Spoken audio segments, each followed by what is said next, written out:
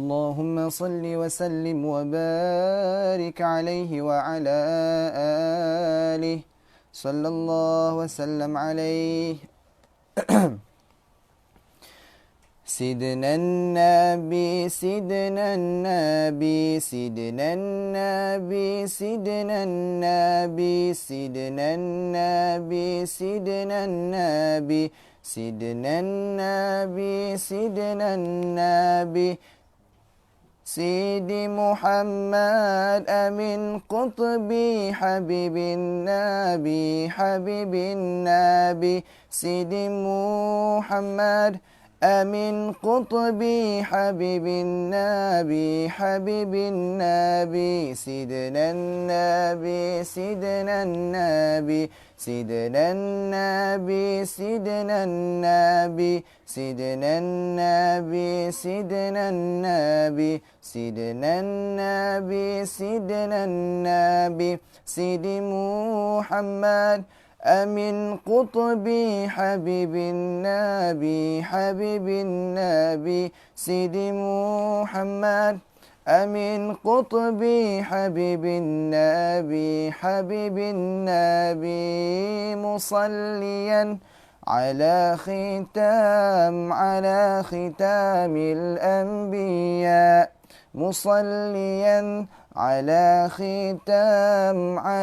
ختام الأنبياء والآل والصحب صحب الهداة الأتقياء والآل والصحب صحب الهداة الأتقياء سيدنا النبي سيدنا النبي سيدنا النبي سيدنا النبي سيدنا النبي سيدنا النبي سيدنا النبي سيدنا النبي سيدي محمد أمين قطبي حبيب النبي حبيب النبي سيدي محمد أمين قطبي حبيب النبي حبيب النبي يا حنان يا منان يا قديم الإحسان يا حنان يا منان يا قديم الإحسان بحر جودك مليان جود لنا بالغفران بحر جودك مليان جود لنا بالغفران جد لي هذا الإنسان عبد سوء خازيان عبد سوء خازيان من ذنوبه وأحلان خائف إنك غضبان خائف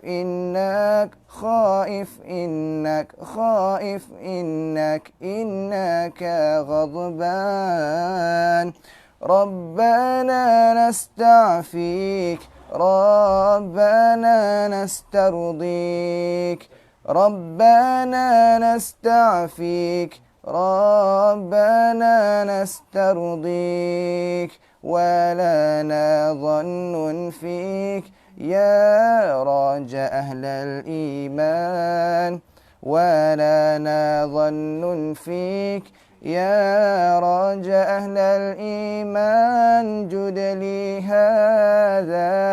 لي هذا الإنسان عبد سوء خازيان عبد سوء خازيان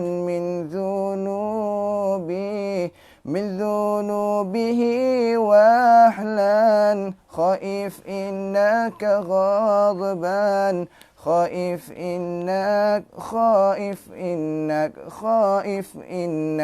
إنك غضبان خيب راجي تحت بابك لاجي لا تخيب راجي تحت بابك لاجي لم يزل في الداجي قائلا يا حنان لم يزل في الداجي قائلا يا حنان جد لي هذا الإنسان عبد سوء خازيا عبد سوء عبد خزيان من ذنوبه وأحلان خائف إنك غاضبان خائف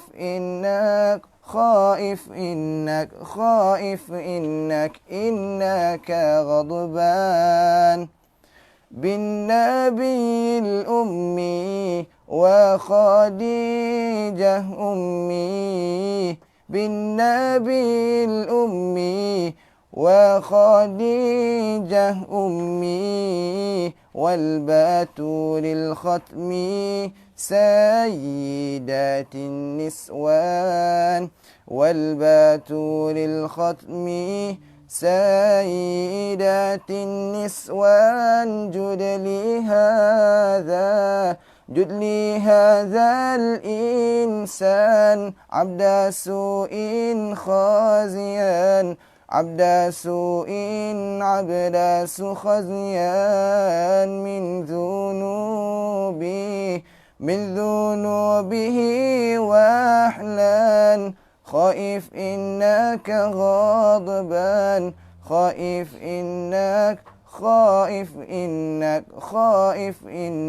إنك غضبان اللهم صل وسلم وبارك عليه وعلى آله صلى الله وسلم عليه.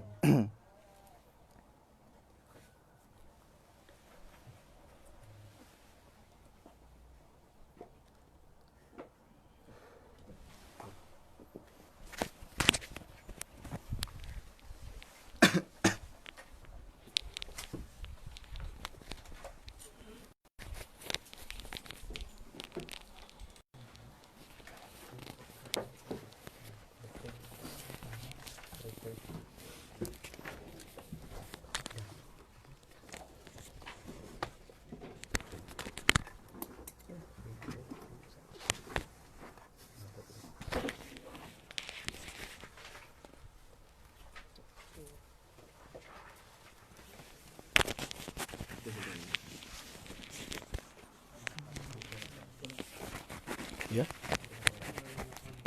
Baik, yang apa? Sababan. Bismillahirrahmanirrahim. Alhamdulillahi rabbil alamin. Wassalatu wassalamu ala asyrafil mursalin Sayyidina wa nabiyyina Muhammad ibn Abdullah Rasulil Amin wa ala alihi wa ashabihi wa man tabi'ahum bi ihsanin ila yaumiddin.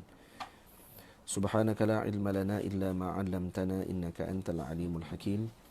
Rabbi syrah li sadri wa yassir li amri wa halul 'uqdatam min lisani yafqahu qawli. Rabbi yassir wa la tu'assir bi tamim bi khair wa ba'd. Alhamdulillah, kita panjatkan syukur kepada Allah Subhanahu wa taala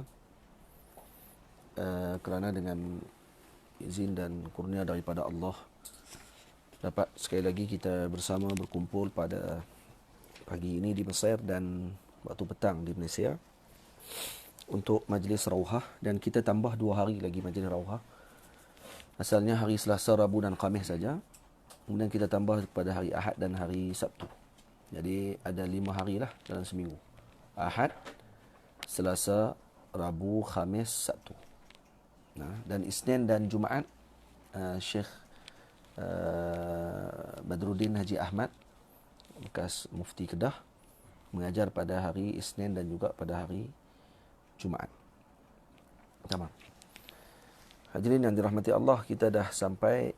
Pertama saya ucapkan terima kasih kepada pihak Majlis Ma'had Tahfiz Al-Imam Syafi'i, pimpinan Al-Fadhil Ustaz Zuhair Abdullah, dan para guru matis, juga kepada pihak Ruak Jawi yang menganjurkan majlis ini, insyaAllah. Kita sambung pada bait yang ke-28 daripada kitab Bughyatul Ikhwan wa Riyadatus Sibyan, daripada kitab terjemahan yang telah saya lakukan, Isbalul Aman fi Tarjamati wa Ta'liq ala Bughyatul Ikhwan wa Riyadati As-Sibyan. ولا ينعم جسمه بملبس طول المدى ولا فراش أملس بل كل ما كانت به خشونة فإنه أخف للمؤونة ولا ينعم جسمه بملبس. Jangan biasakan si anak tadi dengan pakaian yang mahal. Tulal mada wala firashi amlasi. Sepanjang hidupnya juga jangan biasakan dirinya dengan tempat tidur yang empuk. Ini kebiasaan bagi ibu ayah inginkan keselesaan bagi anaknya. Tapi diajar oleh para salafus soleh yang terdahulu, jangan dibiasakan dengan perkara tersebut. Jadi biasakan dia tidur di tempat yang biasa dan biasakan dia memakai pakaian yang biasa. Sehingga bila dibiasakan dengan perkara tersebut, maka nanti dia tidak akan jadi sombong dan dia tidak akan meminta perkara yang mahal-mahal sahaja. Nanti kalau pakai yang murah sikit, terus jadi gatai. Pakai yang nampak murah sikit, terus dia rasa jijik dan sebagainya. Maka ini bukan akhlak yang baik. Bal kullu ma kanat bihi qushunah fa innahu aqaffu lil ma'unah. Bahkan setiap yang keras dan tidak empuk itu sesungguhnya lebih ringan perbelanjaannya. Jadi tidak terlalu berat untuk kita keluarkan perbelanjaan untuk membeli barang-barang tersebut. Ini kalau semua nak yang mahal-mahal. Kalau nak baju pula yang berjenama. Nak katil pula katil mesti yang tidok-tidok tu tak bangkit terus sampai kiamat. Kan? Jadi semua nak tempat yang empuk, yang selesa dan sebagainya. Maka ini tidak akan mampu untuk membina dan juga mentarbiah anak tersebut menjadi orang yang berdikari. Yusallibul a'dha wa la yubali bil masyi aw bisairil a'mali. Ini juga akan menguatkan anggotanya. Maka dia tidak akan kisah lagi untuk berjalan melaksanakan tuntutan jiwanya serta melaksanakan segala amalannya, sama ada dunia ataupun akhirat. Jadi perkara ini akan menguatkan menjadikan dia orang yang mampu berdikari satu masa akan datang. Sebab itu disebutkan bahawa orang yang mengajarkan anak mereka dengan mahabbati dunia, diberikan dengan kemewahan dunia ini dengan banyak, ini akan menyebabkan sukar untuk dia mendidik ketika anak tadi sudah meningkat dewasa. Jadi malah dituntut kepada kita untuk menjauhkan anak-anak kita daripada berkawan dengan anak-anak yang sedemikian. Karena ini akan terpengaruh. At-tiba'u sarraqah. Tabiat ini mencuri.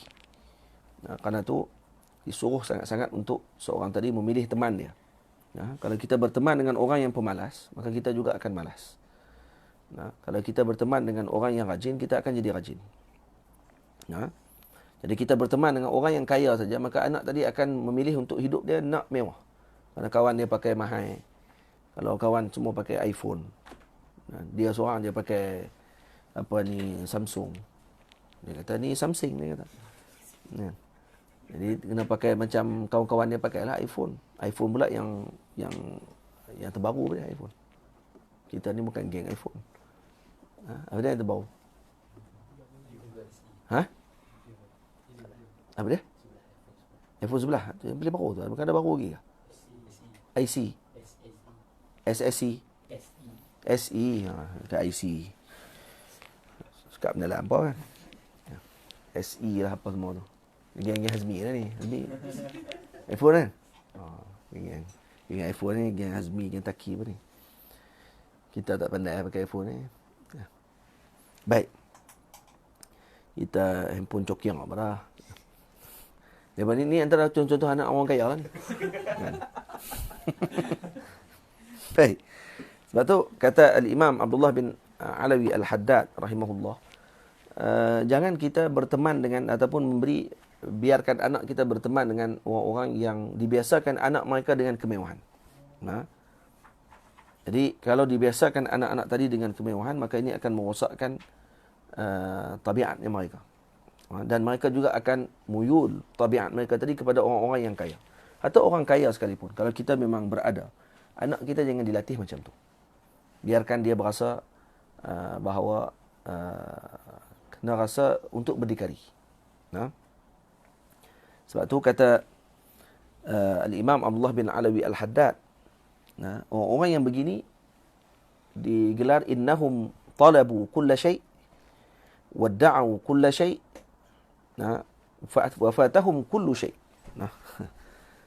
Jadi orang-orang yang kaya-kaya yang orang panggil apa? Sibuk dengan kekayaan mereka dan sebagainya ni, mereka menuntut semua perkara, dan mereka nak banyak benda, ataupun wadda'u kulla syai', nak semua benda ataupun nak mendakwa semua perkara, wa fatahum kullu syai', tapi semua benda tak dapat. Jadi yang dikendong berciciran, apa dia belum tu, yang dijinjing, yang dikejar tak dapat, yang dikendong berciciran. Tamam. Jadi jangan kita ihmalkan waktu tersebut dengan anak-anak, kerana ini akan menyebabkan akhlaknya buruk. Kalau akhlaknya buruk setelah mana dia meningkat dewasa, maka dia akan semakin buruk. Sebab tu kalau dibiasakan anak-anak dengan akhlak yang begini, maka dia akan dilatih dengan akhlak yang keras, menjadi penipu, orang yang kuat hasad, saruqan maksudnya kuat mencuri, namaman, lajujan, za fudulin wa dhahik, suka gembira saja, suka sonok saja. Dan tidak ada perkara yang disebut oleh Syekh wa innama yuhfadhu an zalika bihusnil adab. Jadi yang boleh menjaga daripada semua perkara ini adalah dengan baiknya akhlak tersebut. Diajarkan akhlak yang baik. Dan tidak akan membantu untuk membaikkan adab wa khusyu'il qalbi, dan juga untuk khusyuknya hati seseorang tersebut, wa khudu'un nafsi, dan tunduk jiwa pribadinya, mithlu al-qushunati fil ma'kali wa nahwil malbas, melainkan dengan memberikan makanan yang keras dan kemudian pakaian yang tidak berapa mahal. Rupanya begitu. Jadi kata Imam Abdullah bin Saudan rahimahullah, tu dia punya sifir dia. Nak membaikkan akhlak, maka makanannya juga perlu dikeraskan. Perlu diberikan makanan yang biasa-biasa saja. Sebab itu disebut dalam sebahagian khabar yang dikeluarkan oleh dan diriwayatkan oleh Al-Imam Ibnu Mandah an Unais bin Dhahak, kata beliau, ilbasil qashin ad-dayyiq. Ilbasi al-qashin ad-dayyiqa. Pakaikan dengan pakaian yang keras dan dayyiq, sempit. Hatta la yajid al-'izz wal faqru fika masagha. Sehingga kamu tidak mendapati al-'izz wal faqr. Maksudnya kemuliaan, kebanggaan tadi ada jalan untuk masuk kepada hati kita. Jadi pakai dengan pakaian yang keras, yang biasa saja. Jadi itu yang disebutkan oleh Al-Imam Ar-Ramli radhiyallahu anhu. Kemudian kata Imam, wa yamna'u an-nawma an-nahara qat'an khawfal kasal aw yattaqidhu tab'a. Dan hendaklah menghalangnya daripada tidur di waktu siang sekali-kali. Jangan ajak anak kita untuk tidur siang. Dibimbangi khawfal kasal aw yattaqidhu tab'a. Dibimbangi dia akan jadi malas. Atau diambilnya perkara ini tidur, yakni tidur tersebut dijadikan sebagai tabiatnya. Jadi itu akan jadi tabiat kehidupan dia nanti. Jadi sebab tu tidur ni maknanya apa dia tidur? Tidur ni maknanya kalau disebut dalam kitab Al-Imam Al-Munawi, halatun tabi'iyyatun tata'attalu ma'ahal qawi. Awil quwa. Tata'attal ma'ahal quwa tasiru fi al-bukhari ila ad-dimagh. Jadi katanya ada wak yang daripada perut, ini akan menutupi otak kita. Maka dia akan jadi tidur. Ataupun dalam misbah disebut ghasyatun thaqilatun tahjumu 'ala al-qalbi fataqta'uhu 'anil ma'rifati bil asya'. Jadi ghasyatun thaqilah, ini tutupan yang berat, tahjumu 'ala al-qalb, fataqta'uhu 'anil ma'rifati bil asya'. Maka dia akan tertutup pada hati tersebut, jantung kita, menyebabkan kita terputus daripada mendapatkan makrifah. Tak tahu apa. Sebab tu tidur termasuk faqdu ataupun zawalul aql ataupun zawalul tamyiz dipanggil. Itu kalau antara perkara yang membatalkan wuduk adalah apa dia? Tidur. Karena tidur termasuk apa dia? Zawalul aql. Dia masukkan aql di situ apa dia? Tamyiz. Ini dapat menghilangkan tamyiz, iaitu kita punya panca indera kita tidak akan berfungsi pada waktu tersebut dengan sempurna. Seperti mana kita sedar. Jadi kita tidak tamyiz. Jadi kalau sebahagian ulama kata innahu afah. Tidur ni dia macam penyakit. Afatun. Lianna an-naum aqul maut. Kalau tidur ni adalah aqul maut. Itu qil, pandangan yang lemah lah. Kenaan dengan tidur. Dan sebagian lagi, kenapa tidur ni Allahumma salli ala yamna'un nawman nahara qata'an khawfal kasal aw yattaqidhu tab'a. Kerana ni yata'attal al-hayah. Ini akan melambatkan proses kehidupannya. Kemudian dia akan jadi pemalas dan kemudian dia akan lari dia punya jadualnya. Yang Muhammad Abu Nur, Aisyah dan ni tidur ni. Kerana waktu malam jaga sampai sahur. Lepas sahur baru dah mengantuk waktu tu. Tapi apa ni, tak apalah bagi latihan untuk puasa ni, waktu bulan puasa ni tak apalah. Tapi lepas puasa nanti tak boleh dah tidur waktu siang. Lepas puasa ni kena siang tu kena jaga dah. Kalau tidur kena gerak bangun. Bangun main tak apa, pergi main lari-lari tak apa lagi. Daripada kena baca buku, kena mengaji apa semua lah. Sekolah semua tutup habis semua. Jadi masa dia main dah banyak. Tapi tak tinggal dalam mengaji tu. Itu serah kat mak dia lah. Pak tak tinggal majak budak-budak ni. Dia nak dokah. Baik. Dia pula tahu mengajak ni kena orang perempuan ni, tak boleh orang lelaki. Hadanah ni ada orang perempuan. Orang lelaki tak sesuai. Jaranglah orang lelaki buka hadanah. Dia buka, dia jadi mudir boleh. Dia nak jadi pengajar payah. Saya dia kerja pegang ni. Kalau guru kalau sekolah Muhammad di kampung tu pegang paik ayak. Paik warna oren tu. Paik tu tapi dia tak katok budak, katok kat dinding dia. Katok tu nak bagi budak-budak takut lah. Kalau ustaz rasanya pegang meja tu lah kan. Kalau hak mengajar tu ustaz, orang lelaki dia rasa dia pegang meja lah. Jadi eloknya hadanah ni untuk ajak budak-budak ni eloknya kepada orang perempuan. Kerana yang pertama dia ada sifat keibuan. Yang kedua nak bagi semangat kepada budak tu untuk main ke kelas. Kerana yang mengajak tadi orang yang perempuan dia lebih lembut sikit daripada orang lelaki. Ini tidak, budak-budak tu tak pergi kelas lah, takut. Takut dengan guru yang mengajak tadi, guru lelaki. Walaupun Siraj nampak lembut tak tentu lagi apa bagi budak suruh mengajak ni. Silat jadi singa Lembut bukan pondan, lembut kan. Orang lelaki ni dia boleh berlembut tapi mereka hilang sabar dia habis. Dia jakah habis semua. Baik. Saya silap pintu-pintu pun dia jakah. Wa in badat amaratut tamyizi wa kullu fahmin fadilin azizi. Bila mana telah kelihatan tanda-tanda tamyiz serta wa kulli fahmin fadilin azizi, serta kelihatan tanda-tanda kefahaman, kemuliaan dan kebaikan. Jadi dilihat padanya ada tanda faham, tandanya kemuliaan dan juga kebaikan. Wa sara yastahi minal umuri fadzaka min awwali bad'in nuri. Jadi antara tandanya apa dia? Nak mula kepada tamyiz ni. Dia akan mula malu daripada melakukan sebahagian perkara. Maka ini adalah awal permulaan cahaya akalnya. Jadi budak dia mula dah malu dah. Dia nak masuk tandas pun dia malu. Nak kena tutup dulu dia punya aurat dia. Dia kalau kata dia masuk tandas nak kencing pun dia malu orang tengok. Dia dah mula malu dah waktu tu. Perasaan malu tu datang. Kenapa ni? Kerana cahaya akal tu dah ada dah waktu tu. Ni Allah Ta'ala bagi kepada manusia. Jadi pada ketika tersebut, kalau ada tanda-tanda tadi, maka kena diberi perhatian kepada anak tadi. Maksud perlu diberi didikan. Jangan sampai dia tidak ada malu. Sebab tu kadang-kadang dia, kalau duk tengok dia masih buka seluar depan orang, apa semua kali, kena maklum dia. Ni tak boleh ni. Kamu dah besar dah, kakak dah besar, abang dah besar, tak boleh buka depan orang. Ni malu. Benda ni kalau orang tengok ni tak elok. Ni aurat kita, kena tutup. Maka budak ni akan ingat. Mungkin 2 kali, 3 kali dia akan buat lagi. Tapi kemudian dia akan ingat selepas tu.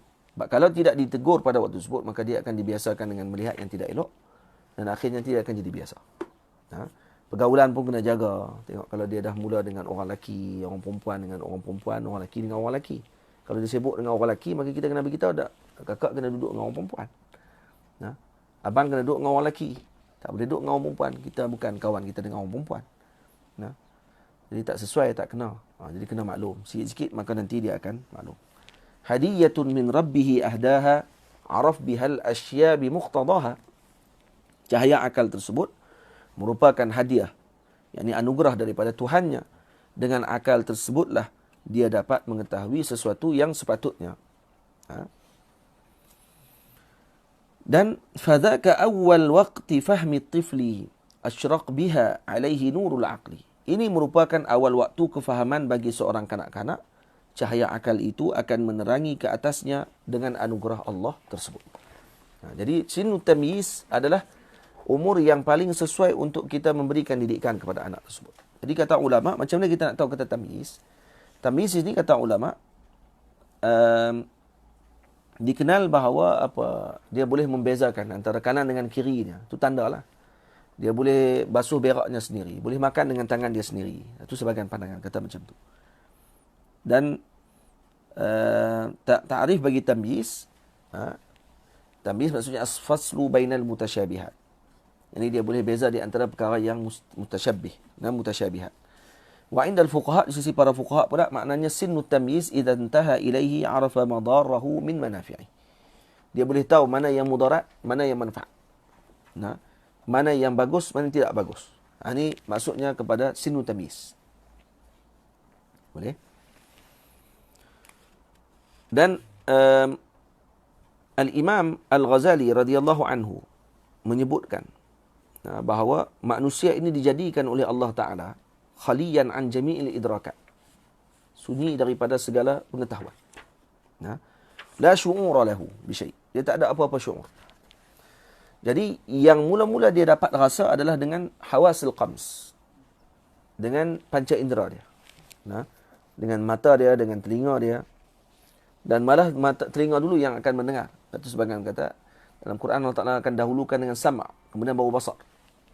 Karena telinga ni lebih dahulu tangkap daripada melihat.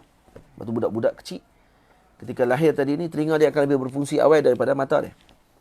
Dan dia akan lebih mendengar dulu apa yang disebut oleh mak dia. Tamam? Maka yudriku bi kulli wahidatin syai'an la yudrikuhu bil ukhra. Dia tahu satu benda yang tak diketahui oleh benda yang lain pada anggotanya.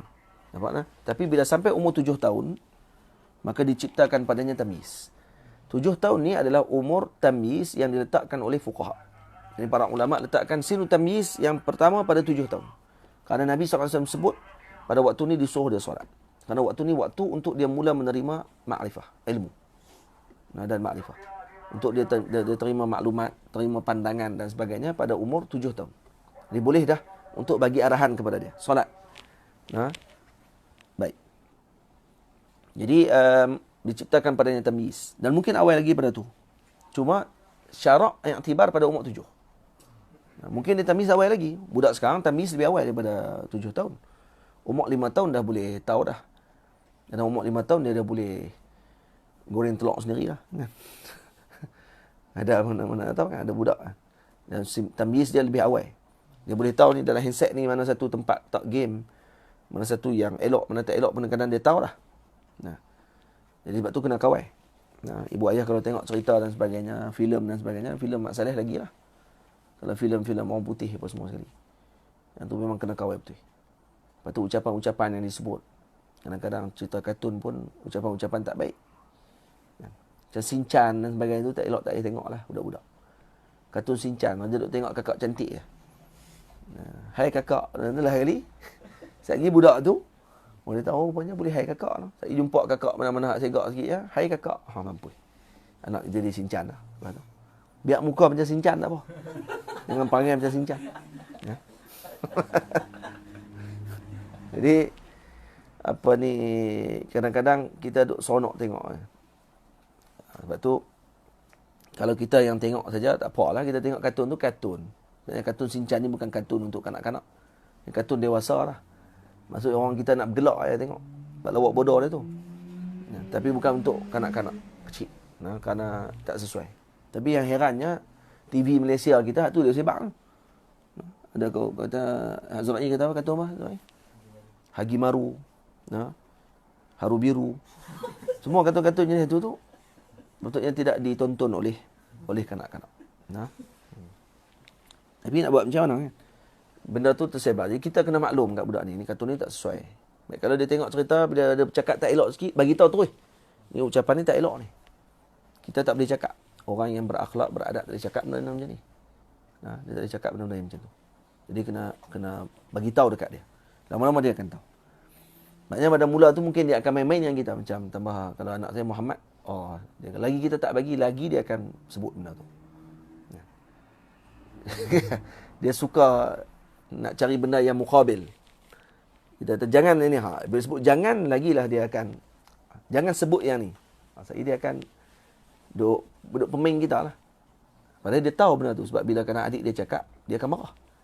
Kadang-kadang kita perasan bila adik dia cakap ni tak elok ni cakap ni, padahal dia cakap. Maksudnya dia tahu yang ni boleh, yang ni tak boleh. Dia dah nampak dah benda tersebut. Cuma sadar kadang-kadang tu nak ambil perhatian. Baik. Jadi tamyiz ini adalah tambahan. Ini proses yang terakhir dalam penambahan mahsusat, dalam pengetahuan kita tentang panca indera ni, dia akan ada tamyiz pada waktu tersebut. Kemudian dia akan naik kepada buluh. Bila dah baligh pada waktu tersebut, mulalah dia akan naik taurul aql. Mula dia akan proses akal dia akan mula bergerak pada waktu tersebut, dan dia akan tahu pada waktu tersebut. Hatta budak ketika tamyiz dan yartaqi, maksudnya di sini waktu akal tadi, akal telah berada dalam seorang manusia tersebut sejak daripada dalam janin lagi. Cuma akal tadi dia makin berkembang melihat kepada suasana. Dan dia akan jadi sempurnanya akal tersebut pada ketika mana? Baligh. Dan kemudian selepas tu bertambah dengan tajribah. Tajribah akan bertambah selepas tu. Nampak tak? Dan dengan akal tadi ataupun dengan tamyiz tersebut, budak ni akan tahu ini harus, ini muhal. Sebab tu kadang kita tahu budak-budak sendiri dia boleh tahu benda ni ijtima' diddain, ini muhal. Budak pun tahu. Sebab tu benda yang ijtima' diddain, la yartafi'an wala yajtami'an, benda yang tak akan bergabung, benda yang tak akan terangkat kedua-duanya. Contoh harakah dengan sukun. Dalam masa yang sama harakah, dalam masa yang sama sukun, mustahil. Ataupun Allahumma salli ala sayyidina Muhammad, benda-benda yang badihi, yang kalau kita sebut kepada anak-anak tersebut dan tahu kata benda ni benda mustahil. Contoh benda mustahil, benda yang budak-budak pun boleh tahu. Yang kalau kita sebut dia kata betul ke ayah ni? Mana boleh macam tu? Dia akan sebut mana boleh macam tu. Contoh dia. Kita tak ambil almari, bubuh dalam lubang jarum. Kata abang tolong ambil almari, bubuh dalam lubang jarum ni tak? Budak tu akan kata, budak kecil dia akan kata apa? Dia akan kata, mana boleh? Benda besar nak masuk dalam kecil macam tu. Tak boleh dia kata. Muhal. Nampak tak? Jadi pada dia akan sebut benda tu sebab apa? Sebab benda ni badihi. Dia akan sedap benda tu. Kata, yang kabir ni tidak akan boleh masuk ke dalam yang saghir kecil tadi. Dia tahu benda tersebut. Tamam? Kemudian dia kalau kita kata, abang tolong bergerak dalam masa sama, jangan bergerak. Abang bergerak dalam masa sama, kena diam. Dia pun akan kata, macam mana bergerak? Dia suruh diam pula. Dia tak faham tadi. Bukan tak faham, dia pun pening. Macam mana boleh sebut macam tu? Ini ijtima' diddain. Ijtima' naqidain diddain. Ijtima' naqidain. Ini bertemu antara dua naqid. Maka tak akan berlaku benda tersebut. Jadi benda-benda yang macam tu, badihi ni, benda diketahui. Faham? Sebab tu, waktu tempoh ni kalau diajar kepadanya dengan akidah, disebut kepadanya tentang agama, sebagainya, maka benda ni kalau ditanam awal kepada anak tersebut, ini akan kuat. Walaupun perlu diulang-ulang. Kena sabar lah. Jangan ajak-ajak anak pasal Nabi, terus nak tahu anak tu esok tu alim terus pasal Nabi. Tak. Kena sikit-sikit. Bagi kepada satu ilmu pada hari tu. Hari tu ulang hak tu je, ilmu tu je. Ada kalau satu doa tu je ulang. Nak kena baca doa ni. Ulang sampai dia akan ingat. Sebab budak ni cepat ingat dia. Baik. Wakama dan ni syarahan dia disebut tentang perkara tadi. Jadi semua apa ni yang disebutkan oleh Al-Imam Al-Ghazali radhiyallahu taala anhu, yang seperti dinaqalkan oleh Imam Bahraq ni, kata dia Kama anna tawr al-hawas qasirun an tawr al-tamyiz. Kadzalika tawr al-tamyiz qasirun an tawr al-aql. Wa yalzamu min dhalika anna wara' al-aqli atwaran ukhar. Yudraku fiha ma la yudraku fi tawr al-aqli min ittila'i 'ala al-ghaib wa umurin ukhar al-aqlu ma'zulun anha. Jadi, ada benda yang akal tak mampu untuk sampai. Yang perlu untuk dia ada benda yang hawas, qams, 5 panca indera kita yang boleh untuk kita rasa benda tersebut. Ada yang sampai padanya akal boleh fikir. Ada yang ma wara' dhalik. Nah, itu dipanggil metafizik. Nah, yang luar daripada akal kita. Apa dia benda ghaibiat. Yang ni kena maklum. Nah, tentang Allah. Allah tidak ghaib. Allah zahir. Cuma bagi budak dia akan cari benda tersebut. Nah, siapa yang jadikan alam ni? Kita nak kena maklum dekat dia. Dan kena sebut selalu. Dan kena bersyukur banyak kepada Allah. Bila nak makan, sebut nama Allah Ta'ala. Jadi bila dengar daripada kecil, ya Allah, Allah, Allah. Maka dia akan letak dalam hati dia, tauhid. Maka ni ada Tuhan. Kita ada Tuhan. Dan ni adalah ubat besar kepada etis. Dan kebanyakan orang yang kadang-kadang jadi etis ni, kebanyakannya, bukan kita kata semua macam tu. Kebanyakannya adalah kerana tidak dididik pada kecil. Tak nafi ada di kalangan etis yang mana ayahnya agamanya kuat, ibunya agamanya kuat, tapi diuji oleh Allah Ta'ala anak jadi etis. Na'udzubillah min zalik. Moga Allah Ta'ala jaga anak-anak kita daripada faham tersebut. Sebab tu, kenalkan dengan Nabi. Kata Maulana Syekh Ali Jumaah Hafizahullah bila ditanya, apakah ubat yang paling utama untuk didik anak-anak pada waktu sekarang ni? Nah, macam mana cara didikan yang paling berkesan untuk jadikan anak ni akhlaknya mulia dan sebagainya? Macam mana nak buat macam tu? Kata Syekh Ali kepada dia, kenalkan dia dengan Nabimu. Nah, kenalkan dia dengan Nabi. InsyaAllah dia akan jadi orang yang bertauhid, orang yang berakhlak mulia, orang yang bertuhan. Sama? Dia tidak akan lari daripada jalan yang sepatutnya. Itu sepatutnya. Sama? Baik. Dan kemudian setelah selesai yang tadi, pada ketika masa sampainya umurnya tamyiz yang disebutkan oleh al-Imam, dia kata bila dah mula dengan tamyiz dan dah mula asyraqa nurul aql, akal dia tadi telah mula tumbuh pada waktu tersebut, dan antara tandanya dia akan mula malu dengan sesuatu benda yang dia lakukan, dan dia mula tahu dah benda ni salah, benda ni tak betul, benda ni betul. Maka pada waktu tersebut apa kata Syekh, fayulzimuhu darsa lil Qur'ani fa innahu ilmun 'azimush syani. Maka bila mana dia sudah mencapai umur tamyiz, maka lazimkan kepadanya pengajian Al-Quran. Lazimkan dia dengan Al-Quran. Kenalah baca mana pun. Sebab tu bila tengok balik orang rumah kita, isteri kita, ajak anak-anak kita dengan Quran dan sebagainya. Jadi kita tak mampu nak buat tu, kita biar suruhlah dia buatlah. Ada orang yang ayah yang ajak. Ada orang yang ayah dia tak boleh nak ajak. Walaupun ayah dia mengajak mata, tapi dia tak boleh nak mengajak anak dia. Dia serah dulu kepada bini dia. Buat macam mana? Tugas masing-masing. Kan kita habaq dah tugas masing-masing. Tu pun ada yang tak faham juga. Kita cakap tugas masing-masing. Bukan kita nafikan. Malam bila kita sebut, dakwah ni ada tugas dia, mengajak ada tugas dia. Kita cuma sebut yang tu kerana ada perkara yang telah disebutkan khalfiyat sebelum tu. Ada orang komplain, kata tok-tok guru ni awak tak turun semua sekali dengan di lorong-lorong apa semua, lewat tok-tok guru tak turun. Kita katanya bahagilah tugas. Tok guru mengajak tu pun dakwah lah tu. Dakwah ni luah, dakwah bukan mesti turun saja. Duduk atas kursi pun dakwah juga. Ni pakai Facebook ni pun dakwah juga. Tak. Duduk atas mimbar, khutbah, dakwah. Turun jumpa dengan orang-orang di jalanan, dakwah. Dakwah ni luas. Jadi, saya semalam ni khususkan saja. Orang yang faham dia reti. Orang yang tak reti, dia takkan mau faham. Faham tak? Dan satu lagi, orang yang dalam otaknya ni ada ulat. Ini masalah juga. Semua benda yang orang ada tak suka cakap, dia akan cari saja jalan untuk nak bagi tahu kata ni ada isu. Nampak tak? Jadi ni orang yang cari penyakit. Dia bukan tengok pada kebaikan. Tapi yang lawaknya dengar juga kita bercakap. Dah kalau dah tak suka, terus dengar teruslah, senang. Tapi dengar juga. Alhamdulillah, khair. Sampai jugalah. Cuma nak cari apa dah? Dengar untuk nak cari mana yang tak kena dengan jiwa dia, baru dia nak komplain. Yang punya awal daripada ucapan kita, mengajak kita daripada kitab semua tu dia tak dengar pun. Tak ambil pun berat tu. Tapi dia dengar tu mana nak cari zalat. Zallat. zallah tu nak cari taman mana yang gelincir, yang dia rasa gelincir.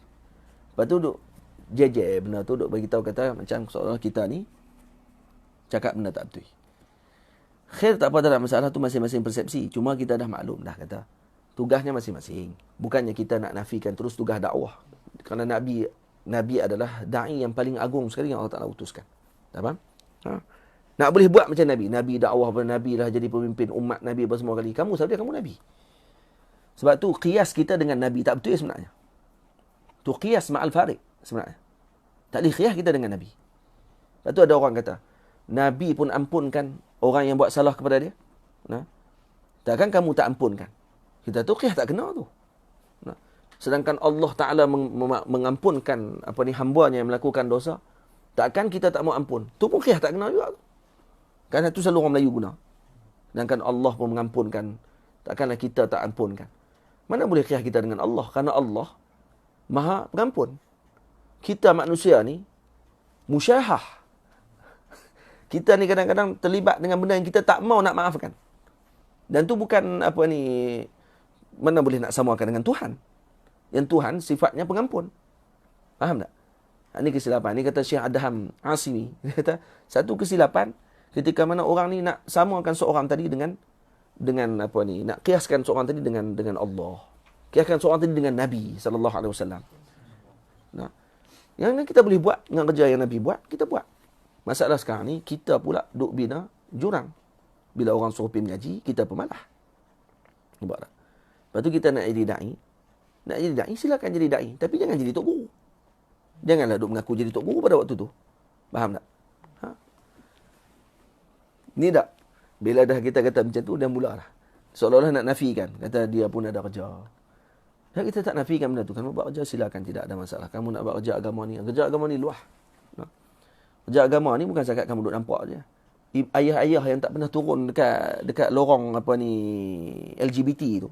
Duk pergi hantar pamphlet, suruh pergi dakwah apa semua ni. Tak pernah turun langsung. Tapi dia duk pergi kerja, balik kerja.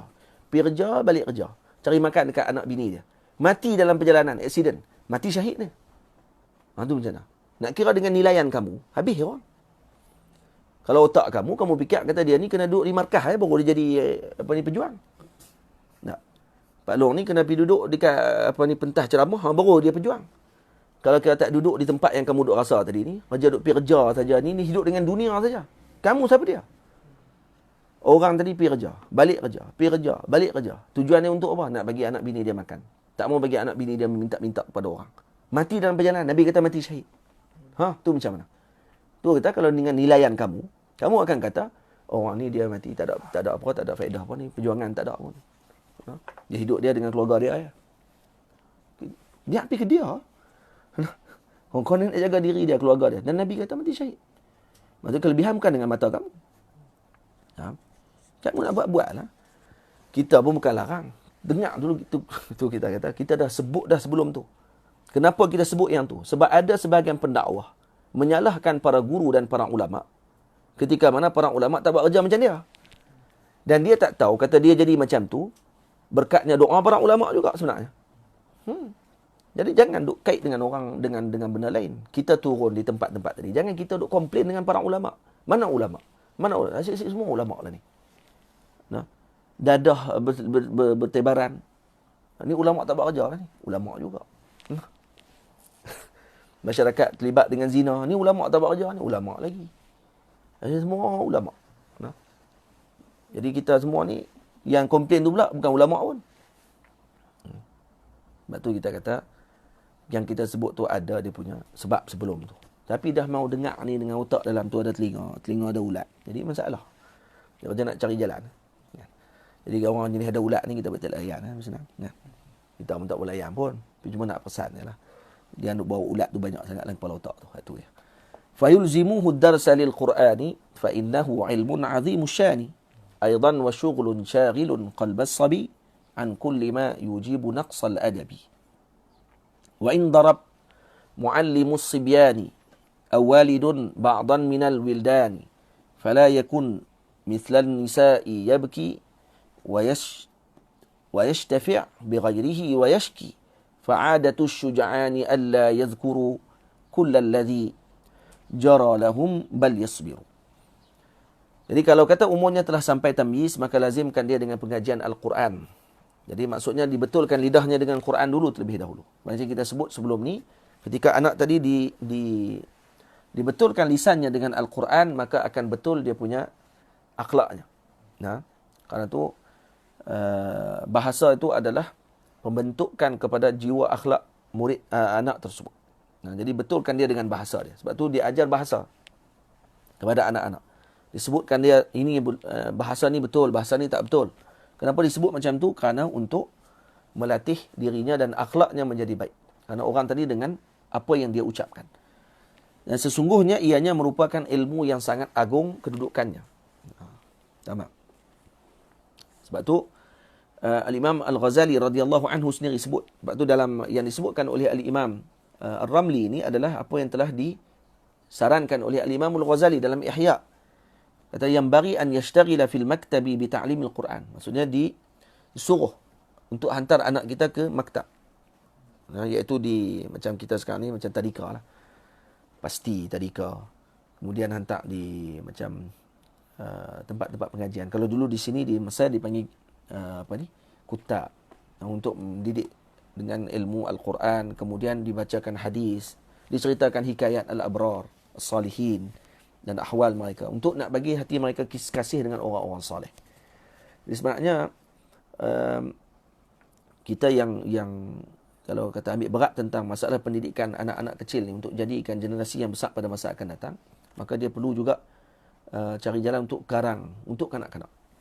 Kenapa nak boleh karang untuk kanak-kanak? Cerita orang soleh. Baik, macam mana nak karang cerita orang soleh? Macam mana Mak Saleh boleh buat? Cerita pasal 3 ekor beruang. Macam kita duk tengok tu lah. Cerita pasal 3 ekor beruang tapi dalam muka surat yang tak banyak. Muka surat tak banyak, gambar lebih banyak pada tulisan. Nah, betul tak? Lepas tu dia suka tengok gambar tu, kadang tu boleh baca waktu tidur. Dan budak memang suka kalau kita baca yang tu. Dengan nadanya, dengan suaranya. Kena berlatih lah. Mak ayah ni dia kena jadi pencerita yang baik kepada anak-anak dia. Jadi kita beritahu orang soleh dengan tulisan yang sikit tapi sampai kepada budak tu. Nampak? Cerita-cerita orang soleh tu. Susah sebenarnya. Nak cerita bohong boleh lah. Ya, cerita pasal lipan, cerita pasal semut. Boleh nak cerita macam tu, cerita yang tapi berfaedah, hujung sekali dapat faedah. Kan? Nak bagi dia kasih dengan binatang. Maksudnya kena fikir jalan-jalan tersebut untuk kita keluar kitab ataupun kutayib kecil yang boleh sampaikan kepada anak-anak kecil. Ikut peringkat umur. Daripada umur 4 tahun sampai ke 6 tahun, ini buku bacaan dia. 7 tahun dia dah baca agak sikit, berat sikit daripada yang sebelumnya. Itu Hamka. Hamka dia ada karang kitab berkenaan dengan kisah Nabi-Nabi dalam Al-Quran. Dan saya pernah beli buku tu dan tengok menarik kisah dia. Dia susun kisah tu ringkas je. Pasal Nabi Muhammad satu jilid kecil. Pasal Nabi Ilyas satu kecil jilid. Pasal Nabi Ilyasa satu. Pasal Nabi ni. Ada yang satu Nabi tu dalam, ada beberapa orang Nabi yang kisahnya tak berapa panjang. Dimasukkan dalam satu kitab. Jadi itu boleh dibaca waktu malam sebelum tidur kepada anak-anak. Nah, Hamka ada karang, kitab tu pun ada. Itu pun antara karangan yang bagus untuk dibacakan kepada anak-anak. Daripada dia kenal dengan Kamen Rider. Dia ada idola yang lebih besar daripada Kamen Rider lagi. Kamen Rider pakai topeng. Nah. Pakai topeng, muka pun belalang. Nah. Ni Nabi Allah Ta'ala patutnya jadi lebih mulia daripada gaban lagi. Tapi ni tak kenal gaban daripada kenal Nabi sallallahu alaihi wasallam. Kenal Kamen Rider, hak berapa ramai Kamen Rider tu daripada kenal para anbiya alaihi wassalatu wassalam. Bukan tak bagi, boleh dalam masalah dan umur pun budak nama pun. Kita pun mula kenal Nabi pun umur berapa kan? Orang kata itu pula. Kata amboi dia pun mula kenal Nabi umur berapa. Dan ni kira nak jadi terus anak-anak semua pakai muwahhidin terus semua. Tak apalah, dia tengok zaman lah. Bukan tak bagi budak-budak main. Nah, boleh tidak ada masalah tapi banyakkan pengenalan mereka waktu nak tidur. Tu kata para ulama, kata Syekh Muhammad Khair Fatimah, kata beliau yang paling waktu sesuai sekali kalau ada masa sebelum tidur anak-anak tadi. Duduk dekat katil dengan dia, baca buku cerita dekat dia. Itu macam Mak Saleh buat tu. Bedtime story tu. Bedtime story tu sebenarnya waktu yang paling orang panggil apa? orang panggil apa, bahasa Mak Saleh ni, sentimental. Untuk kita duduk dengan anak kita. Nak cerita tak? Duduk. Lepas tu dengar baca cerita. Jadi melatih yang pertama anak-anak untuk baca. Tapi kita pun jangan buat benda tu. Saya pun jangan buat. Bila nak baca je dia malah. Jadi nak bercerita kat anak tu jadi kurang. Nak bagi. Dan budak waktu tu dia suka tanya. Kenapa jadi macam ni? Kenapa jadi macam ni? Waktu tu kita nak melatih pula cara nak menjawab. Rupanya menjawab tu lagi susah daripada jawab tu seorang tanya ni waktu tengah mengajar ni. Jawab tu lagi payah. Dan bila dia bertanya banyak, jangan marah dia. Cuma latih dia dengan jawapan yang terbaik ataupun soalan yang baik. Patutnya tanya macam ni, patutnya tanya macam ni. Kan? Macam tu. Baik, jadi fayulzimuhu darsa lil Qur'ani fa innahu ilmun 'azimu syani. Aidan wa syughlun syagilun qalbas sabi. Juga lazimkan serta sibukkan hati dan pemikiran anak tersebut an kulli ma yujibu naqsal adabi, agar menjauhkan daripada melakukan perkara-perkara yang mengurangkan adab dan tata susilanya. Jadi suruh dia sibukkan dia daripada dia melakukan perkara yang merosakkan akhlaknya. Wa in darab muallimus sibyani aw walidun ba'dan minal wildani, jika guru yang mendidiknya, memukulnya atau dipukul oleh salah seorang daripada bapa daripada kanak-kanak yang lain. Contohlah kan dia balik-balik dia kena tibai. Dia berkelahi dengan kawan dia ke. Lepas tu pak budak tu main jentik telinga dia. Jadi kita jangan duk berkelahi dengan pak tu pula. Jadi cara dia macam mana? Bila budak tu balik mengadu kat kita. Tadi balik duk teriak, kata cikgu dia tibai. Kesalahan ibu bapa sekarang ni terus pegang kalam budak tadi tanpa melihat kepada guru tadi yang nak mendidik anak dia. Tu tengok tentang kesalahan guru dia. Tu yang jadi bodoh zaman lalu ni, pergi rakam, dia merakam kebodohan dia. Pergi duk rakam, suruh cikgu merangkak serupa dengan. Ini orang panggil tak tahu, zaman dia tak tahu dulu macam mana. Kok dia berdendam dengan cikgu kot. Sebab dia dulu pernah kena kan. Jadi dia duk rasa kalau anak dia kena, dia kempalah. Lepas tu suka viral.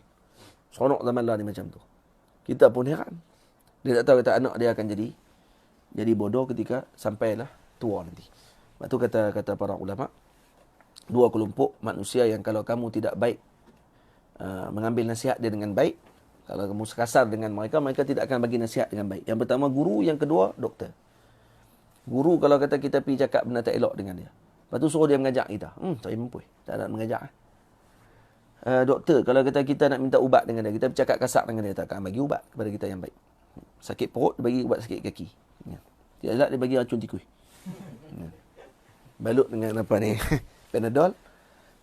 Balik kejang macam tu. Baik.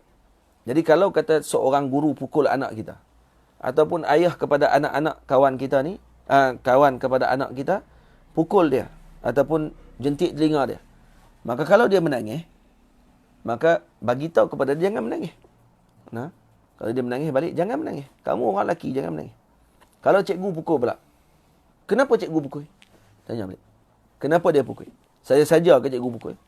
Kalau kamu tengah duduk jalan, saya cikgu main pang, spot tu. Tak ada kerja. Cikgu tu baru keluar daripada buat gila kot. Payah ni tok guru ni, cikgu ni, ustaz ni, dia nak pukul anak murid tak ada sebab. Patutnya mak ayah kena fikir macam tu. Tanya balik, kenapa dia pukul? So dia bagi tahu betul. Kenapa dia pukul? Sampai dia bagi tahu kenapa dia kena pukul. Lepas tu bagi tahu kat dia. Lepas ni kalau bak lagi, yang pertama bagi tahu jangan menangis. Kamu orang lelaki. Orang lelaki kena tahan sabar. Yang kedua, kena bagi tahu macam mak kita bagi tahu kat kita dulu. Kalau balik bagi tahu mak saya bagi tahu, kalau balik bagi tahu kena tibai dengan cikgu. Kena tibai dulu. Lepas tu baru tanya sebab apa cikgu tibai. Jadi maksudnya tobat tak cerita lah. Sebab kalau cerita nanti akan balik kena tibai yang kedua. Sebelum bagi tahu apa dia yang kita kena tu, kita kena dulu. Lepas tu baik tak payah bagi tahu. Rugi je. Tahan. Dah tahu dah kalau kena tibai, memang kita yang salah. Kerja sekolah tak buat. Ada buat benda tak betul di sekolah. Maka cikgu akhirnya hukum kita pada waktu tu. Baik. Fa in darab muallimus sibyani aw walidun ba'dan minal wildani. Kalau dipukul, fala yakun mithlan nisa'i yabki wa yashtafi' bi ghairihi wa yashki. Maka katakan kepadanya jangan dia menangis seperti wanita. Jangan menangis macam orang perempuan. serta meminta tolong dengan orang lain serta mengadu. Ni kerja nak mengadu saja. Nah, macam pondan pun. Nah, kena jadi jantan sikit, kena kuat sikit kata. Tu kalau anak lelaki lah. Kalau anak perempuan kena bagi tahu dekat dia kenapa, tanya, pujuk saja. Kalau anak perempuan lah, anak perempuan jangan kena jadi macam lelaki, bukan macam tu. Tu anak perempuan. Anak perempuan dia balik menangis, kata cikgu tibai dia. Tanya balik, kenapa kena tibai? Kakak kena tibai sebab apa? Kakak tak buatnya. Tak boleh buat macam tu. Kenalah buat kerja. Anak perempuan cara dia lain sikit lah. Dia tak macam anak lelaki. Tapi anak lelaki dia kena ajak lagi jadi perkasa sikit. Ya? Bukan masuk perkasa. Maksudnya jadi gagah perkasa. Boleh? Jadi bagi jadi gagah sikit. Kena berani sikit. Jangan penakut sangat. Kena berani. Kata beritahu macam tu kat dia. Maka anak kita nanti akan dilatih menjadi syuja'an. Jadi orang yang berani. Dia akan rasa tenang, sabar selepas tu. Dan dia akan rasa mudah untuk dia nak berdikari selepas ni. Itu tujuan untuk mengajar dia berdikari. Faham? Jadi jangan kita sibuk untuk nak bergaduh dengan orang. Ni akan melatih anak kita jadi macam tu nanti. Bila anak kita main mengadu aja, siapa dia buat? Oh, ayah dia buat. Mana ayah dia? Bicara ayah dia pula dah. Dia kali anak tu kata apa? Elok lepas ni. Boleh habaq lagi. Sebab kalau apa-apa berlaku nanti, ayah aku akan mempertahankan aku. Lepas tu ayah pula akan marah kat cikgu. Kata. Ni tak kena. Hantar mesej kat cikgu. Ni macam-macam kan cikgu berkat duk mengadu. Hantar mesej dekat cikgu. Tulis kata apa ni. Kerja sekolah banyak sangat. Anak saya tak ada nak rehat. Tak apalah. Kata ayah kadang-kadang zaman lah ni tak tahu dia pun lahir zaman bila. Tak tahu dia boleh jadi ayah tu. Aku tu tak faham tak. Dia lahir zaman bila pun tak tahu. No? Ke dia tak mengaji dulu ni? Tu tak faham tak tu. Ke dulu jenis tu jugalah. Jenis mak ayah tu pun jenis. Cuma tak ada viral zaman tu. Mak pak jenis pergi sekolah marah kat cikgu. Cuma waktu tu tak ada handset. Sebab handset pak dia waktu tu pun jenis baling babi mati tu. Handset apa tu? Handset apa tu? Nokia besar. Boleh buah ayak. Itu minum. Buat pelah ayak kan. Ayak. Dah pun handset 3 sekupang. Tak ada kamera tu. Ada dam ulak. Ada game ulak tu. Kadang nampak dia duduk main kat tempat je. Tak ada nak main ball lah. PUBG tu tak ada lah. PUBG tu dia akan baling hak botol tu lah. Yang handset dia tu. Nampak tak? Jadi mungkin ada dah pak dia pun buat macam tu. Dia buat macam tu. Biasanya kerana dia ni waris kadang-kadang. Kena jadi warisan macam tu. Kerana terlalu memanjakan anak sangat. Sampai anak tu jadi naik lemak. Sebab tu kita kena apa ni, jadi macam orang tua kita dulu. Sebab tu jadi generasi yang bagus-bagus. Orang tua kita dulu lahir generasi mak ayah kita. Walaupun mak ayah kita bukanlah orang yang pendidikannya terlalu tinggi. Kadang-kadang ada yang tak biasa saja. Tapi mampu untuk didik anak-anak jadi orang-orang yang berpendidikan. Kenapa? Kerana ni, jiwa mereka. Hati mereka, ikhlasnya mereka tadi. Zaman sekarang, mak ayah berpendidikan. Masuk universiti. Tapi bila duduk dengan anak jadi tidak berpendidikan pula dah. Kau jadi macam tu. Kerana ni. Dan tidak ada ta'alluq dengan Allah Subhanahu Wa Taala. Tak ada hati dia dengan Allah. Dia duduk rasa dengan diri dia. Sebab tu dia boleh susun. Dia ingat anak dia mesti ke sini. Anak dia mesti ke sini. Tambah duit banyak pula. Anak pula ke sini. Bila duit banyak pula, dia boleh atok pula. Tok guru ni kena buat macam ni. Kalau buat macam ni, baru jadi macam ni. Yang dia tak buat kan. Kalau dia boleh pandai sangat benda macam tu, dia buka lah madrasah dia sendiri. Buka sekolah dia sendiri, dia didik anak-anak dia. Tak boleh juga. Dia harap juga dengan cikgu. Sebab tu, bila mana kita dah serah kepada orang, serah sajalah. Moga-moga anak kita nanti jadi seperti mana apa yang sesuai dengan zaman dia. Jangan jadi macam apa yang kita nak. Kita dengan zaman kita. Itu maksudnya. Fa'adatu syuja'ani alla yadhkuru kullalladhi jara lahum bal yasbiru. Dan beritahu dekat dia, adat orang-orang yang gagah berani itu adalah mereka tidak menyebutkan setiap perkara yang dilakukan terhadap mereka, bahkan mereka bersabar. Itu orang-orang yang syuja'an. Jangan mengadu saja. Kena sabar juga sama.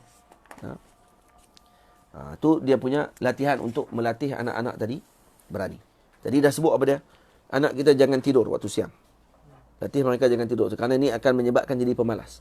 Jauhkan mereka daripada anak-anak yang mana sibuk dengan baju yang cantik-cantik saja. Dengan makanan yang sedap-sedap saja. Dan jangan biasakan mereka melihat dengan benda-benda yang sonok-sonok ni saja. Yang ketiga, Ketika mana mereka dah mula diberikan oleh Allah Ta'ala dengan tamyiz, maka berikan mereka pengajian Al-Quran. Al-Quran dulu. Ini kutab dulu. Orang tua-tua dulu comel dah dia susun. Budak-budak di kampung mula boleh bercakap saja pergi ke mana? Pergi mengaji Quran. Malam-malam keluar pergi mengaji Quran. Tak. Dan kemudian dia ajak garang ustazah dulu. Rotan di tangan. Tak tibai kita, tibai dinding, tibai dekat apa ni? Dekat lantai tu. Tapi takut ni bukan main lah. Dah kali boleh baca Quran. Boleh baca Quran walaupun lahjah Melayu. Wa ma adraka ma. Tak apalah. Melayu pun tak apalah. Yang penting boleh baca Quran. Sebab yang tok hak mengajak tu pun dia bukan qari. Bukan qariah kan? Qariah. Bukan qariah kampung. Dia bukan qariah. Kawan bukannya masuk tilawah peringkat antarabangsa. Duduk kampung ya. Dah boleh dia dulu keluar pondok boleh baca Quran sikit. Wama apa wama. Mai pula pelih tu. Duduk pada macang semua tu. Ni tu. Selipar mana selipar? Selipar. Selipar. Tak apa. Yang penting boleh baca Quran. Lepas tu. Ini didikan tu kena dilatih, disusun. Jadi kita bila dah ada anak, kita kena pick up benda tu dulu. Jangan duk pick up nak bagi anak ngerti bahasa Inggeris ya.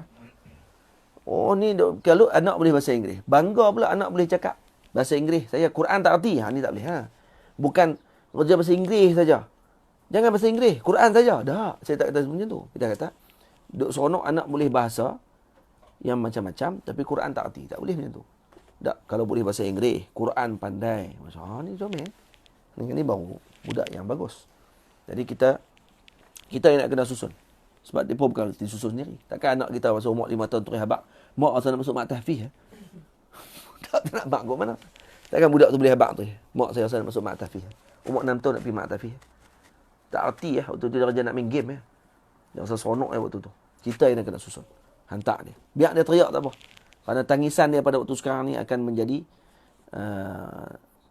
ketawa daripada masa akan datang. Dia akan jadi gembira nanti. Kerana dengan berkat mak ayah dia lah dia boleh baca Quran.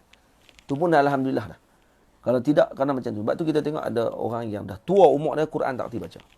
Ada orang yang umur dah 70, 80 tahun baru nak alif bata. Alhamdulillah anak kita umur kecil lagi dah boleh dah kenal huruf dan sebagainya pun alhamdulillah. Siapa dia yang bagi kita macam tu? Kalau bukan mak ayah kita yang dulu paksa kita suruh pergi mengaji Al-Quran. Dia tidak.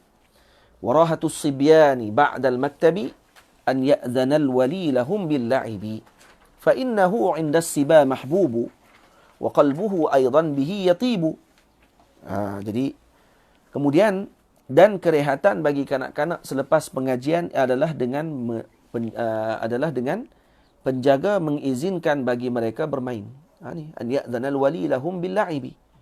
Jadi umur kanak-kanak ni suka main. Jadi jangan diputuskan mereka dengan main. Itu tengok masyayikh sebut. Budak-budak kena main. Tak boleh kerja nak suruh mengaji saja. Dia nak anak dia jadi Einstein. Albert Einstein. Lagi dia putih wayar. Anak dia tak erti apa tu. Apa pun tak dapat. Talabu kulla syai' wa da'u kulla syai' wafatahum kullu syai'. Tak dapat apa teruslah sekali. Nak semua benda. Dia tak dapat apa. Bahasa kita Melayu kata apa dia tadi? Yang dikejar tak dapat. Yang dikendong bercicil betul tu. Apa pun tak dapat. Jadi kena ta'anni, kena ada waktu dia. Ada waktu dia mengaji. Ada waktu dia main. Sebab tu budak-budak mengaji sehari dia tak banyak. 4 jam. Tu pun kira banyak lah tu. 4 jam tu kira lama sungguh dah bagi kehidupannya. Lepas tu dia main. Main bagi budak-budak ini adalah proses untuk melatih otak dia. Sebab tu permainan tadi perlu dilatih. Permainan tadi perlu disusun oleh ibunya. Ibu yang kena tengok ni. Anak nak main apa? Sebab tu mak ni sebenarnya dia kena latih. Dia sendiri kena susun dah jadual nak main dengan anak dia. Selain daripada waktu nak masak dan sebagainya. Tamam? Ayah pun kena ada jugalah ni. Ustaz lagi marah kat kita pula. Kata ustaz ni aja ibu saja. Ustaz bila nak buat? Kita pun buat lah. Kita cuma tak abak ya. Kita ada cara main kita dengan anak-anak kita, kan? Gomoy. Dia nak lari pergi kat mak balik. Dia kena gomoy. Kena gomoy pula buah misai pula. Lari pergi kat mak dia lah ni. Baik, main apa? Game apa yang nak kena main? Game-game yang boleh menyebabkan otaknya berkembang. Nampak tak? Jadi itu ada banyak permainan untuk kanak-kanak. Yang mana si ibu boleh untuk latih. Macam origami. Kan? Origami kan main jenis kak-kak kertas. Buat sampan. Nak tu latih anak ni macam mana nak terkis otak dia. Lepas tu main ni game, kalau contohnya ada lubang, ada satu game saya beli yang buat daripada kayu. Kita akan latih untuk nak kawal bola tu jangan bagi jatuh dalam lubang tu. Kan? Itu melatih terkis juga tu. Kemudian main tu X O. Siapa yang X dulu sampai penuh, maka dia menang. Dulu ada main telaga buruk. Tidak.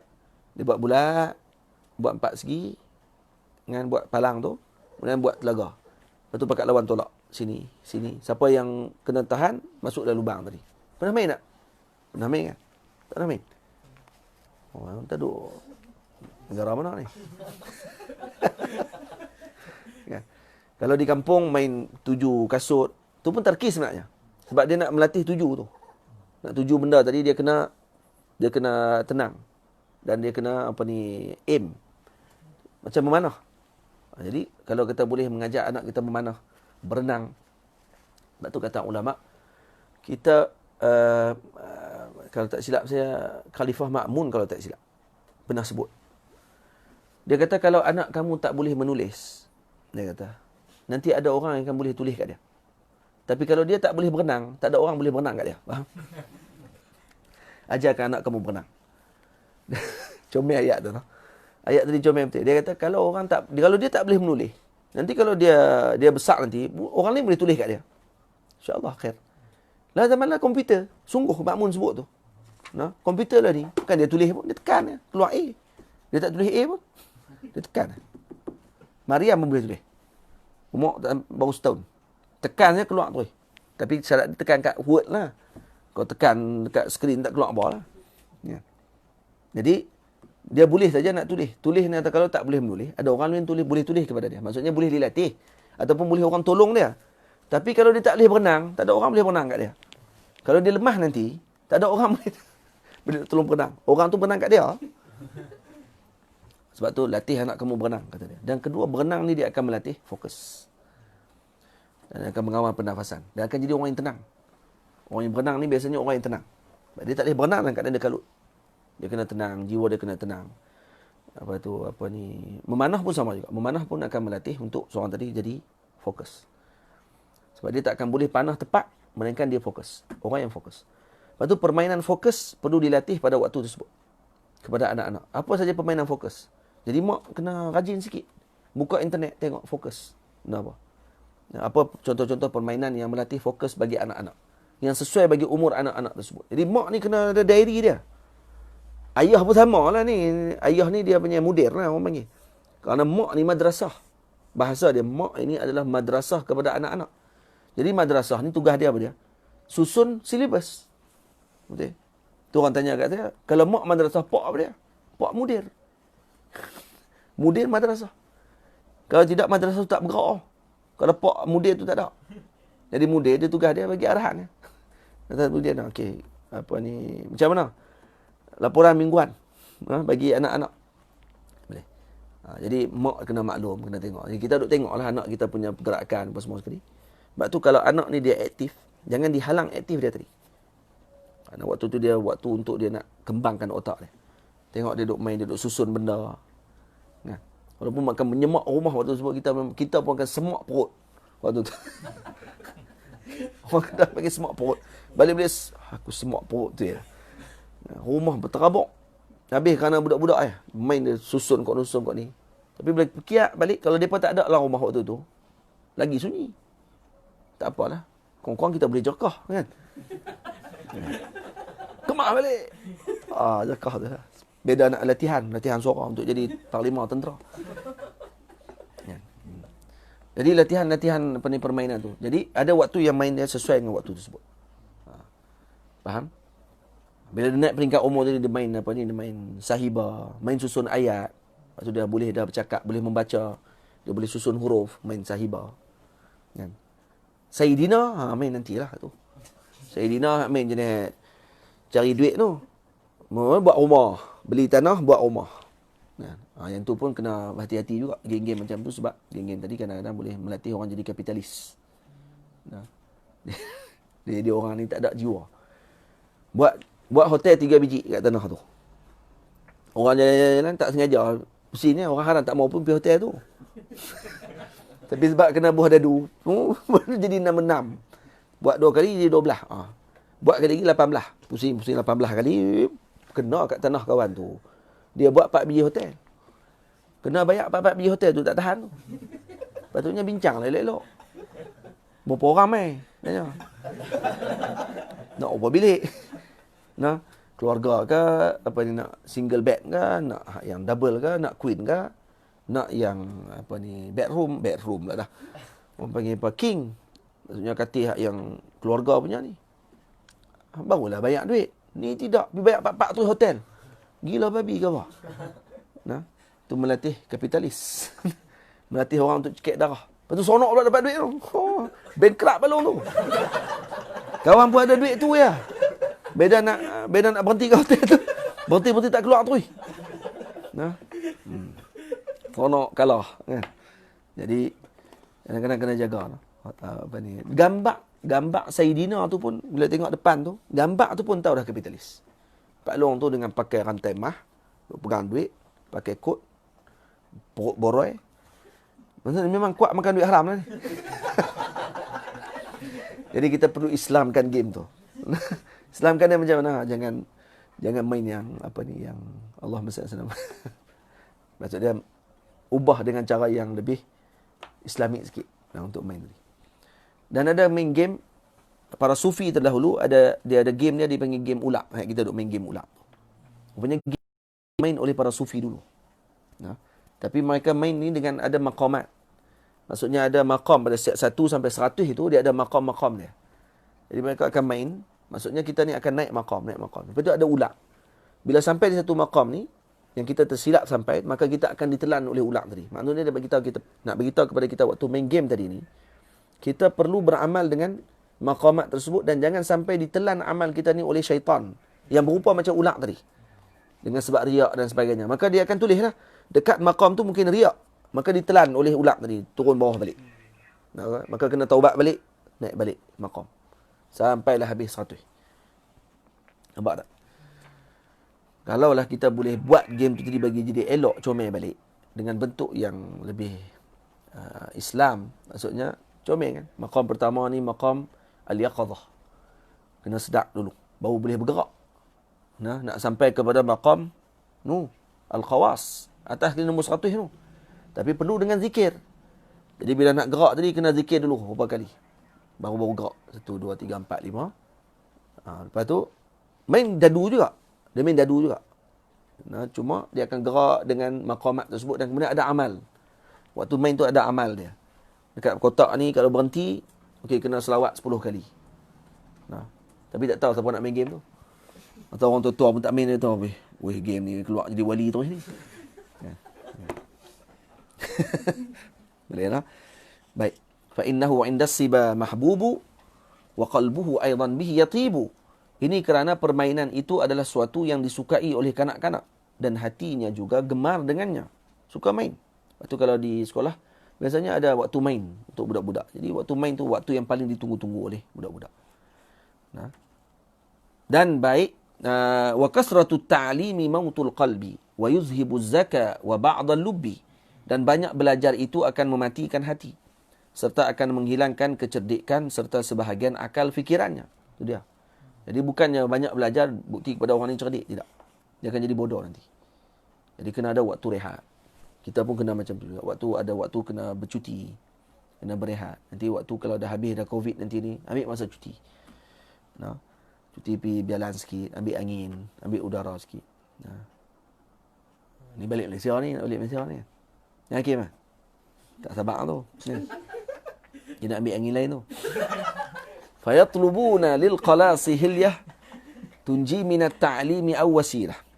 Maka nanti anak-anak itu akan menuntut ilmu dengan helah. Nah, berjaya dalam pelajaran hanya semata-mata untuk melepaskan diri atau sebagai wasilah untuk melepaskan diri. Jadi, jangan sampai anak-anak kita mengaji tadi hanya untuk mencari helah.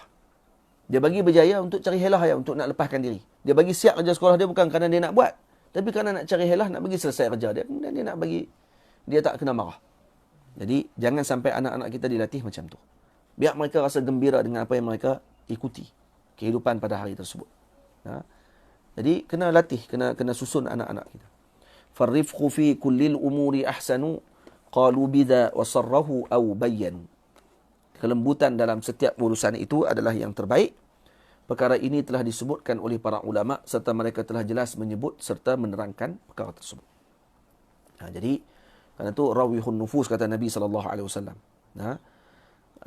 Tenangkan bagi jiwa kita ni tarwih. Kena rasa tenang, kena rasa relax. Lepas tu kena ada waktu untuk kita rehat. Kerana membanyakkan dengan urusan pengajian semata-mata pun boleh menyebabkan mautul qalb. Tapi kalau tak mengaji terus pun, itu pun bukan cakap mautul qalb, mautul jasad terus sekali. Kalau tak mengaji terus pun masalah juga. Kerja tenang saja tu masalah juga tu pun. Dia kerja hidup dia tenang. Duduk di Mesir tenang, duduk di Malaysia tenang, semua tenang. Pun tak boleh macam tu. Jadi ada waktu belajar. Ada waktu kita nak berjalan. Ada waktu kita nak rehat. Itu maksud dia. Waktu kita nak main. Ini kita dah penat dah, kemudian rehat sekejap. Tak apalah, zaman dah ada game dalam handset, main game sikit. Oh, kawan-kawan, jam main dia. Dia tak tengok kawan tu mengaji tadi. Dia nak tengok kawan tu setiap hari baca kitab 24 jam. Gila babi, kan? Dia ada waktu kawan tu dia nak. Kawan pun baru pegang 5 minit je. Kawan tu main-main perli dah. Jangan perli. Sebab kita tak tahu sebelum tu dia buat apa. Kecuali daripada tadi kita duk tengok dia dekat 10 jam dah ni. Macam duk haram. Lepas tu celaka. Tu dia lah. Kayak kerja tu ya. Rupanya kalah PUBG. 4 kali dah kena tembak. Oh, jenis ni. Lepas tu dia duk maki kawan tu. Macam ni tak boleh. Ni kena kata, kena tegur. Kena baca kitab lah pula kot.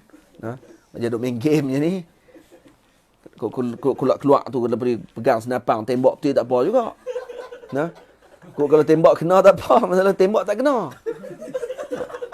Dan dalam PUBG tembak bukan main lagi. Keluar pada PUBG haram ke tak kena pun tembak. Burung gelak je. Burung atas pokok gelak, burung bawah pun gelak. Jadi, itulah. Moga-moga kena kita pakat ni lah apa ni. Kalau ada anak, nanti ini semua adalah panduan yang besar yang telah diberikan oleh Al-Imam Ramli radhiyallahu ta'ala anhu. InsyaAllah esok, hari Selasa ni kita akan sambung rahwah kita pada bait yang ke-46 insyaAllah. Wa ba'da ma yushriqu nurul aqli ala siba yu'maru an yusalli. Jadi kita akan sambung pada bait yang ke-46 pada esok, pada hari Selasa ini insyaAllah ta'ala.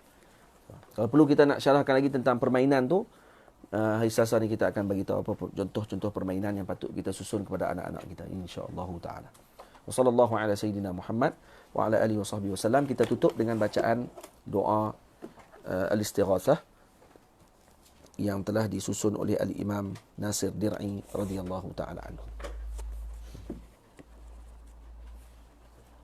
Ya. Oh ya. Baik. Doa Al-Imam Nasir Ad-Dir'i radhiyallahu anhu. Al-Imam Muhammad bin Nasir Dir'i adalah ulama besar, Qutubul Aqtab pada zaman beliau. Dan beliau wafat pada tahun 1085. Dalam doa ni kata para ulama dipenuhi dengan istighatsah, tawassul, dan juga ayat-ayat yang sangat indah dan yang keluar daripada jiwa nurani Al-Imam Muhammad bin Nasir Dir'i radhiyallahu anhu. Jadi doa ni disebutkan oleh para ulama khususnya di Maghrib, yang dibacakan doa ini oleh mereka pada hari Jumaat dan juga diamalkan oleh Maulana Syekh Yusri hafizahullahu taala pada setiap hari Jumaat. Dibacakan doa ini. Jadi wazifah ni dibaca, dan kata para ulama terkenal dengan mustajabnya apa yang dibacakan di dalam doa ni. Kerana doa ni penuh dengan, maksudnya kesemua perkara disebut dalam doa ni. Urusan dunia, urusan akhirat, urusan kepimpinan, urusan dipimpin, kemudian bala, ujian yang Allah Ta'ala berikan, moga diangkat oleh Allah Ta'ala. Semuanya disebut dalam doa ni. Tuan-tuan boleh tengok dalam terjemahan yang telah diletakkan pada doa al-istighasah tersebut.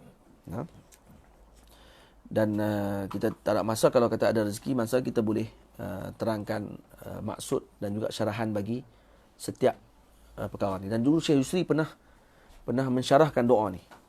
Syekh Yusri pernah mensyarahkan doa ni satu persatu, dan dia punya sir daripada doa-doa ni oleh syarahan beliau tadi sangat menarik.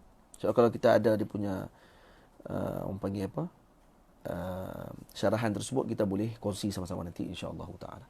Baik, kita baca sama-sama. Siapa nak baca? Baik, Subhan.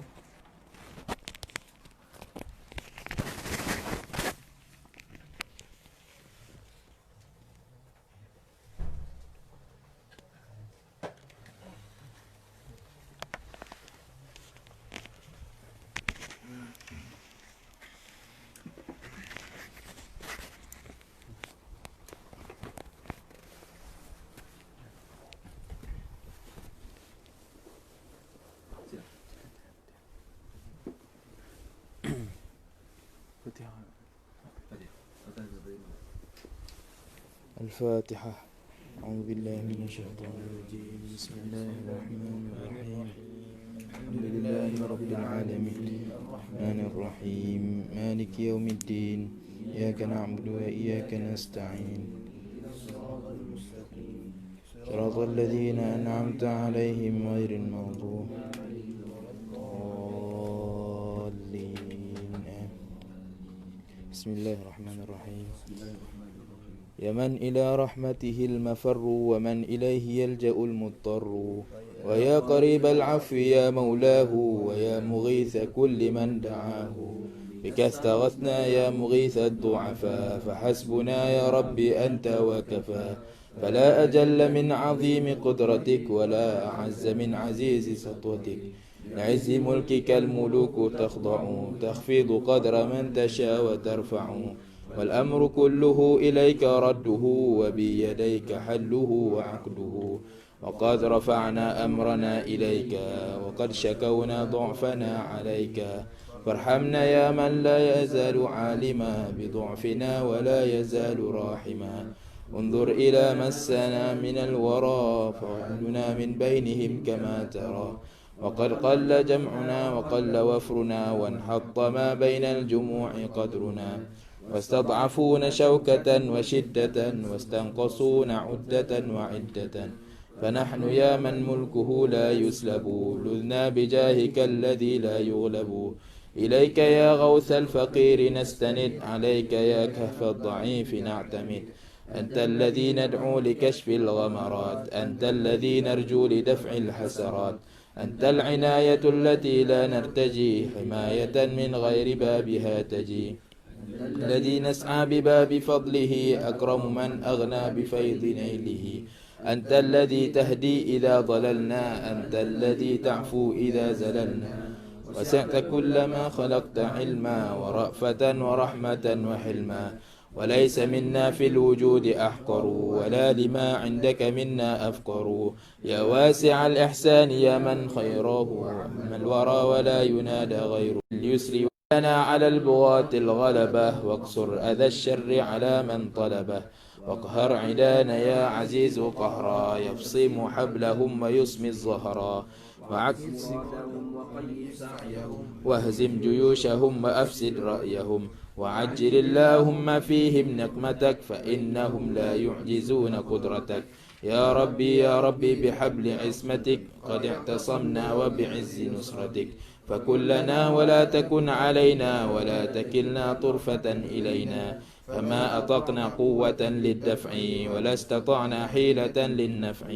وما قصدنا غير بابك الكريم وما رجونا غير فضلك العميم فما رجت من خيرك الظنون بنفس ما تقول كن يكون يا ربي بك التوسل لما لديك وبك التوسل يا ربي أنت ركننا الرفيع يا ربي أنت حصننا المنيع يا ربي أنلنا الأمن إذا ارتحلنا وإذا أقمنا يا ربي واحفظ زرعنا وضرعنا واحفظ تجارنا واغفر جمعنا واجعل بلادنا بلاد الدين وراحة المحتاج والمسكين واجعل لها بين البلاد صولة وحرمة ومنعة ودولة واجعل من السر المصون عزها واجعل من الستر الجميل حرزها واجعل بصاد وبقاف وبنون ألف حجاب من ورائها يكون بجاه نور وجهك الكريم وجاه سر ملكك العظيم وجاه لا إله إلا الله وجاه خير الخلق يا رباه وجاه ما به دعاك الأنبياء وجاه ما به دعاك الأولياء وجاه قدر القطب والأوتاد وجاه حال الجرس والأفراد وجاه الأخيار وجاه النجبا وجاه الأبدال وجاه النقبا وجاه كل عابد وذاكر وجاه كل حامد وشاكر وجاه كل من رفعت قدره ممن سترت أو نشرت ذكره وجاه آيات الكتاب المحكم وجاه الاسم الأعظم المعظم يا ربي وقفنا فقراء بين يديك ضعفاء حقراء وقد دعوناك دعاء من دعا ربا كريما لا يرد من سعى فاقبل دعاءنا بمحض الفضل قبول من ألغى حساب العدل وامنن علينا منة الكريم واعطف علينا عطفة الحليم وانشر علينا يا رحيم رحمتك وابسط علينا يا كريم نعمتك واخر لنا في سائر الأقوال واختر لنا في سائر الأفعال يا رب واجعل دأبنا التمسك بالسنة الغراء والتنسك واحصر لنا أغراضنا المختلفة فيك وعرفنا تمام المعرفة واجمع لنا ما بين علم وعمل واصرف إلى دار البقاء منا الأمل وانهج بنا يا رب نهج السعداء واختم لنا يا رب ختم الشهداء واجعل بنينا فضلاء صلحا وعلماء عاملين نصحا وأصلح اللهم حال الأهل ويسر اللهم جمع الشمل يا ربي وافتح فتحك المبين لمن تولى وأعز الدين وانصره يا ذا الطول وانصر حزبه واملأ بما يرضيك عنه قلبه يا ربي وانصر ديننا المحمدي واجعل ختام عزه كما بدي واحفظه يا ربي بحفظ العلماء وارفع منار نوره إلى السماء واعف وعاف واغفر ذنبنا وذنب كل مسلم يا ربنا وصل يا ربي على المختار صلاتك الكاملة المقدار صلاتك التي تفي بأمره كما يليق بارتفاع قدره ثم على الآل الكرام وعلى أصحابه الغر ومن لهم تلا والحمد لله الذي بحمده يبلغ ذو القصد تمام قصده وصلى الله على سيدنا محمد وعلى آله وصحبه وبارك وسلم.